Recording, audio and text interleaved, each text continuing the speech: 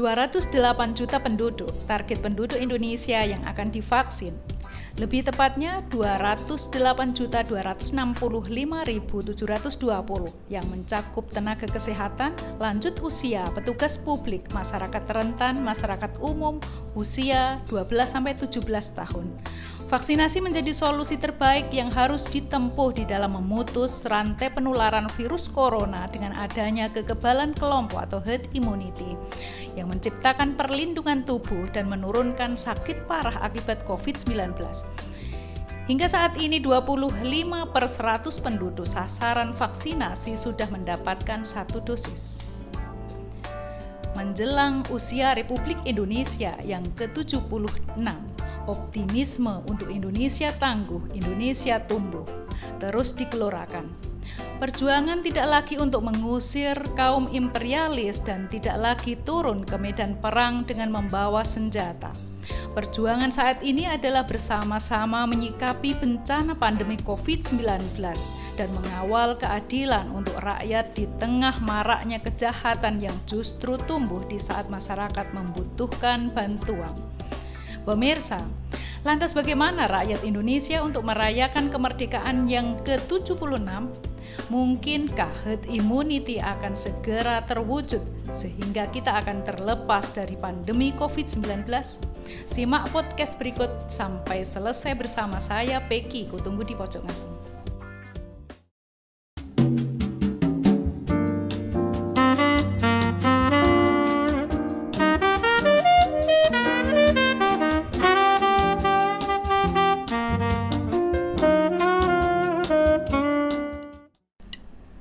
Podcast ke-20 kali ini saya masih harus sendiri di tengah pemberlakuan pembatasan kegiatan masyarakat level 4 yang masih diperpanjang. Bulan ini seluruh masyarakat Indonesia bersukaria untuk merayakan kemerdekaan Indonesia yang ke-76 sejak Indonesia merdeka 17 Agustus 1945 silam. Namun 2 tahun terakhir ini perayaan kemerdekaan bisa dibilang tidak terasa. Kemeriahan yang diwarnai hari-hari peringatan kemerdekaan tidak kita jumpai lagi. Perlombaan, karnaval, panggung-panggung pertunjukan, pameran karya dan lainnya harus ditunda untuk prioritas menekan angka kasus terpapar COVID-19. Pahlawan bangsa bersama rakyat pejuang kemerdekaan yang telah gugur dalam melawan penjajah menyiratkan pesan kepada masyarakat Indonesia untuk selalu menanamkan rasa cinta kepada tanah air, menegakkan nilai-nilai Pancasila, membela kaum pribumi dan mencintai keanekaragaman Indonesia. Semarak kemerdekaan semestinya tidak surut hanya karena pandemi COVID-19 di mana masyarakat harus menjaga jarak, mengurangi mobilitas dan lebih banyak beraktivitas di rumah. Substansi dari perayaan Hari Kemerdekaan adalah partisipasi dan kontribusi masyarakat dalam berbagai bentuk kegiatan untuk menumbuhkan dan membangkitkan semangat jiwa nasionalisme. Pemirsa, gegap gempita dan kemeriahan peringatan kemerdekaan memang akan jauh berbeda dengan kondisi sebelum pandemi. Akan tetapi kreativitas masyarakat dan keragaman budaya Indonesia tidak akan surut begitu saja sehingga momentum perayaan kemerdekaan tetap dapat kita lakukan dengan cara lain yang bisa disebut antara lain memasang dan mengibarkan bendera merah putih di rumah, mengikuti upacara bendera dari rumah secara virtual, menciptakan kegiatan kreatif di rumah bersama keluarga seperti membacakan sejarah kemerdekaan, menggambar, membuat kerajinan, membuat vlog dan lain sebagainya. Mengunjungi Rumah Digital Indonesia, rumahdigitalindonesia.id yang digagas pemerintah Indonesia menjawab kondisi pandemi COVID-19 yang membatasi banyak aktivitas. RDI menjadi festival kemerdekaan virtual terbesar pertama di Indonesia. Sebagaimana yang disampaikan Menteri Sekretaris Negara Pratikno bahwa RDI merupakan wadah untuk masyarakat agar bisa berpartisipasi secara virtual dalam merayakan bulan kemerdekaan. RDI hadir selama bulan Agustus dan dimulai pada 1 Agustus lalu. RDI menghadirkan konsep festival kemerdekaan virtual yang baru. Untuk pertama kalinya perayaan Hari Kemerdekaan dihadirkan dalam sebuah arena virtual 360 yang bisa dijelajahi. Pemirsa, dalam arena tersebut terdapat panggung nasional, ruang komunitas, arena lomba 17-an, pasar lokal, ruang literasi digital, petualangan Nusantara dan wajah Indonesia, hingga ruang tolong-menolong untuk sesama. Jadi, pandemi bukanlah alasan untuk menghapus momen membahagiakan sekaligus sakral kemerdekaan Republik Indonesia.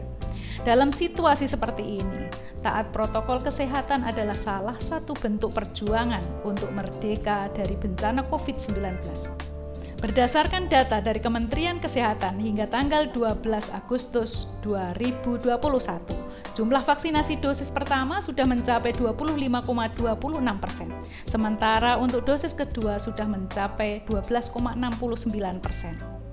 Kalau kita cermati dari salah satu media publik, jumlah vaksin yang sudah masuk ke Indonesia hingga tanggal 6 Agustus kemarin sudah sebanyak 180.072.080. Namun memang dalam pelaksanaan di lapangan, percepatan vaksinasi belum maksimal.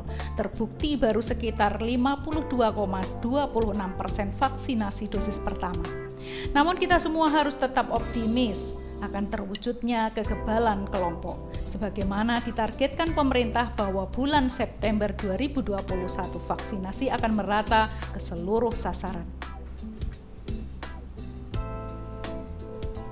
Bisa kita lihat bersama hingga saat ini pun program vaksinasi masih terus berlangsung di berbagai tempat dan sudah banyak yang menggelar vaksinasi massal untuk mengejar target tersebut. Pemirsa, lagi-lagi dalam realitasnya memang tidak semudah yang diharapkan pemerintah dan kita semua. Kendala masyarakat untuk mendapatkan vaksin begitu dirasakan, dari syarat administrasi, jangkauan lokasi, keterbatasan tenaga kesehatan, faktor kesadaran masyarakat, hingga berita hoax yang harus meracuni masyarakat melalui media sosial. Berbagai kendala juga telah kami ulas pada episode sebelumnya.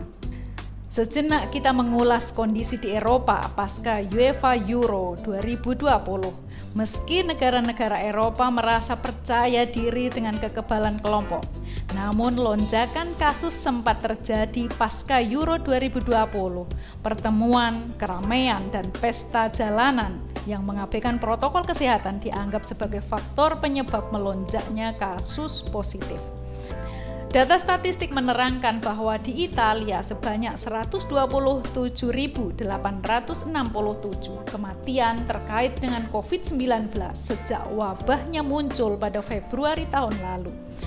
Perlu kita ketahui, Italia adalah negara dengan jumlah korban tertinggi kedua di Eropa setelah Inggris dan tertinggi ke-8 di dunia. Di negara tersebut telah mencatatkan kasus positif sebanyak 4,29 juta. Sementara itu, saat Olimpiade Tokyo 2020 dihelat, kasus positif COVID-19 di Jepang menembus angka 1 juta. Hal itu mencoreng nama Jepang yang sebelumnya dinyatakan berhasil dalam penanganan COVID-19. Meskipun Perdana Menteri Jepang Yoshihide Suga tidak mengatakan bahwa hal itu disebabkan dari pelaksanaan Olimpiade, namun kini Jepang lebih serius dalam penanganannya. Tidak bisa dipungkiri bahwa selama Olimpiade berlangsung, beberapa atlet gagal berlaga karena terpapar. Tidak hanya atlet, ada pula ofisial, panitia, dan unsur lainnya yang harus kemudian dikarantina. Dengan begitu, Olimpiade tersebut jelas memberikan sumbangan angka penambahan kasus, dan semua negara peserta Olimpiade Tokyo semestinya menambah keseriusan dan kewaspadaannya dalam menghadapi kekhawatiran gelombang baru. Setelah terjeda untuk beberapa saat, presentasi tunggal satu karya mempresentasikan edisi terakhir dari periode pertama yang sudah berlangsung sejak Oktober 2020. Presentasi tunggal satu karya ke-20 semula dijadwalkan pada tanggal 15 sampai 29 Juli 2021. Namun adanya pemberlakuan pembatasan kegiatan masyarakat PPKM serentak untuk wilayah Jawa Bali, akhirnya edisi ke-20 diundur hingga baru terlaksana pada tanggal 14 sampai 26 Agustus 2021. Selama PPKM tidak ada kunjungan langsung terbatas dan podcast tidak menghadirkan narasumber dari luar. Saat ini sedang mempresentasikan karya series dari seniman Ludi Astagis berjudul Pengantar Sukma yang terdiri dari 1 karya lukisan dan 1 karya 3 matra. Benda-benda di sekitar sering menjadi subjek pembacaan Ludi atas peristiwa yang telah ataupun sedang terjadi.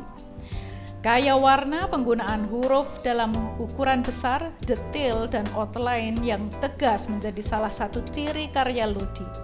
Karakter teknik demikian sering digunakan oleh seniman mural, namun Ludi menuangkan ke dalam kanvas ataupun medium yang lebih kecil ukurannya.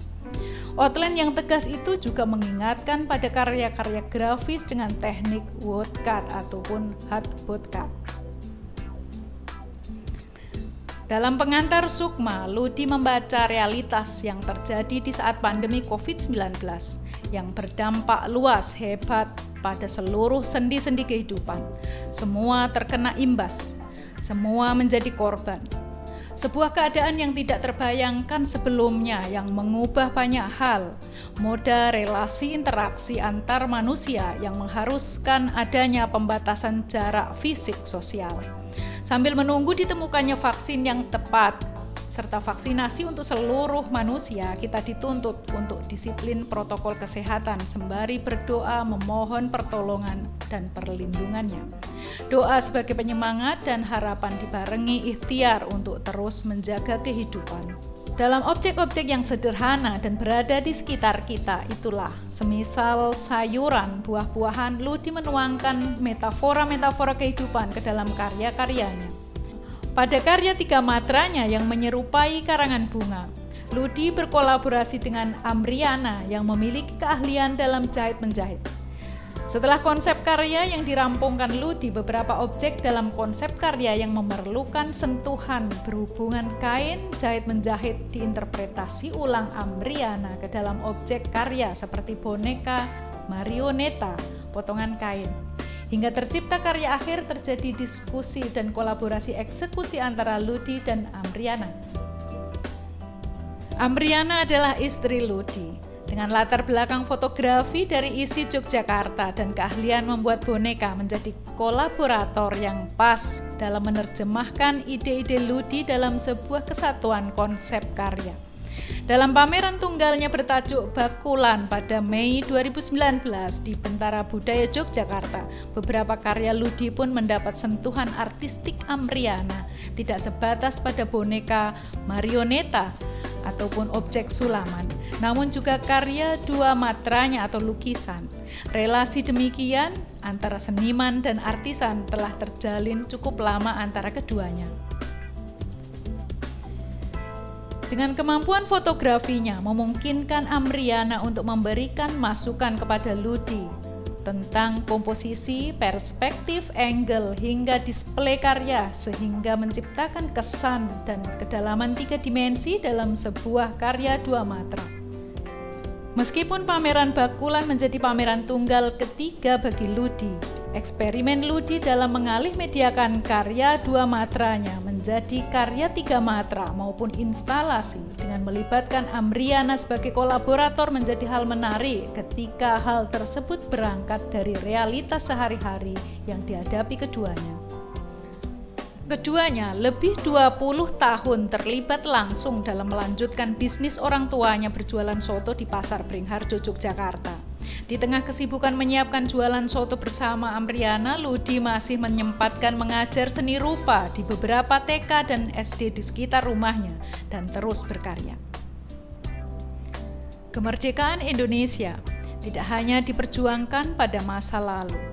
Perjuangan meraih kemerdekaan yang hakiki belum selesai. Pandemi COVID-19 menjadi tantangan tersendiri untuk para pejuang kemerdekaan pada era saat ini. Jika kita mengharapkan perubahan yang lebih baik, maka jangan pernah tunduk pada kenyataan. Ikhtiar terbaik mari kita yakini untuk hasil terbaik demi keselamatan diri, keluarga, saudara, dan rakyat Indonesia. Dirgahayu Republik Indonesia ke-76, Indonesia tangguh, Indonesia tumbuh. Jika video ini bermanfaat, kabarkan kepada yang lain. Silahkan subscribe, komentar, berikan masukan, saran, ataupun kritik bila perlu. Tetap jaga kesehatan, jaga kebugaran, patuhi protokol kesehatan dengan semestinya. Dan jangan lupa kutunggu di pojok ngasem.